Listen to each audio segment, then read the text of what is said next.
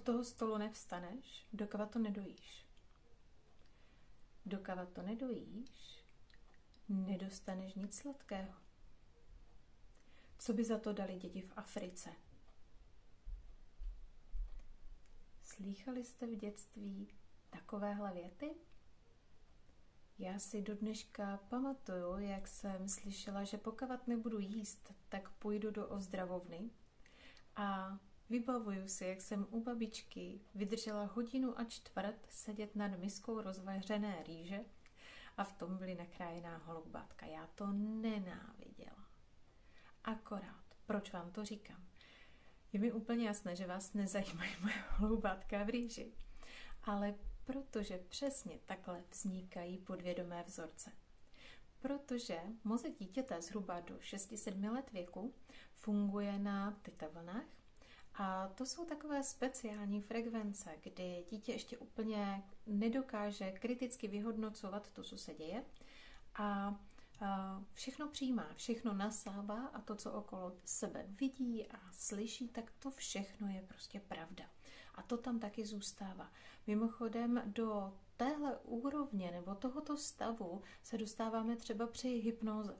Takže ten mozek toho dítěte je ve stejném stavu jako v hypnoze, kde se dá prostě do té hlavy nandat úplně cokoliv, nebo z ní teda vyndat taky cokoliv. No ale teď si představte, že takhle vám to funguje a vy si tam nahráváte pořád takovéhle s odpuštěním, teda keci. No ale tím pádem si to pak sebou v hlavě nosíte dál a nemáte o tom sebe menší tušení, protože to je podvědomí, to je ten autopilot, to je ta podvědomá mysl, která ale všechny vzorce přehrává pořád dokola. Ty tam jsou a ty tam zůstávají. Takže co vás teďko ovlivňuje ve vztahu k jídlu? No vy si na to můžete velmi dobře přijít, protože pokud se vás třeba drží nějaká kila navíc, chcete je sundat, nebo si chcete uzdravit svůj vztah k jídlu, který není úplně v pořádku, tak jak na to přijít? Jednoduchým cvičením.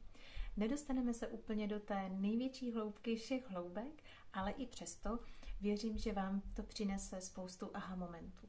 Zkuste si sednout, dát si čajík, někde nohy nahoru a vzít si tužku a papír.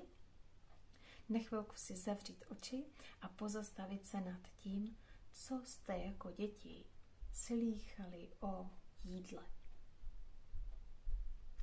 Většinou první 3 věci, které vás napadnou, přijdou velmi rychle a to bývá to, co je tam nejsilnější. Já vám přeju hodně aha momentů. Odhalte si to, protože když o tom víte, můžete s tím potom něco dělat. Zdraví vás Petra Julia.